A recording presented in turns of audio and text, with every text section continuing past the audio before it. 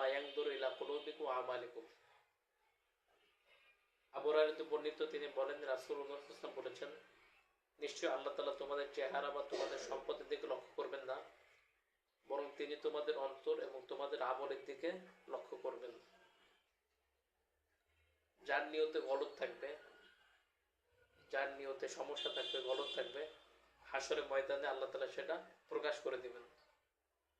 এক্ষেত্রে সহিহ মুসলিম ৭৬৬৭ নম্বর হাদিস, মুসনাদ সুনানুল কুবরা ১১৬36 নম্বর হাদিস।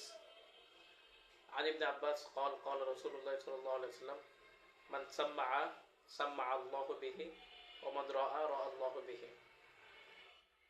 রাসূলুল্লাহ সাল্লাল্লাহু আলাইহি ওয়াসাল্লাম ইরশাদ করেছেন, যে ব্যক্তি তার কৃতকর্ম সুনামের জন্য প্রচার করবে, আল্লাহ তাআলা কিয়ামতের মাঠে তার কৃতকর্মের জন্য, তার কৃতকর্মের, তার আমলের প্রকৃত উদ্দেশ্য উন্মোচন করে দিবেন, প্রকাশ করে দিবেন। ইখলাসবিহীন ইবাদত আল্লাহ তাআলা গ্রহণ করেন না। এক্ষেত্রে সুনানে নাসাই ৩১৪০ নম্বর হাদিস, ৩১৪০ নম্বর হাদিস।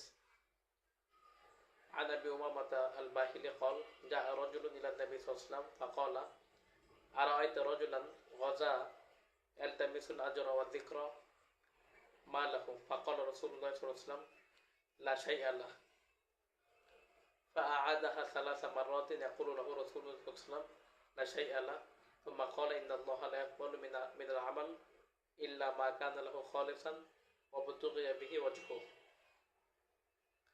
আবু উমামা আল বাহিলি রাদিয়াল্লাহু তাআলা আনহু বর্ণিত, তিনি বলেন, একবার এক ব্যক্তি রাসূলুল্লাহ সাল্লাল্লাহু আলাইহি ওয়াসাল্লামের নিকট এসে বলল, হে আল্লাহর রাসূল, এক ব্যক্তি আল্লাহর কাছে সওয়াব এবং মানুষের কাছে সুনাম অর্জনের জন্য যুদ্ধ করেছে।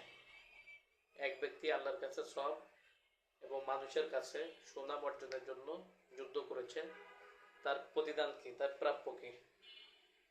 রাসূলুল্লাহ সাল্লাল্লাহু আলাইহি ওয়াসাল্লাম ইরশাদ করেছেন, সে কিছুই পাবে না। লোকটি রাসূলকে ৩ বার একই প্রশ্ন করলে নবীজি ৩ বারই একই উত্তর দিলেন, সে কিছুই পাবে না। এরপর রাসূলুল্লাহ সাল্লাল্লাহু আলাইহি ওয়াসাল্লাম বললেন, আল্লাহ কেবল সে আমলই কবুল করেন যা একনিষ্ঠভাবে তার জন্যই করা হয় এবং এর মাধ্যমে শুধু তার সন্তুষ্টি কামনা করা হয়।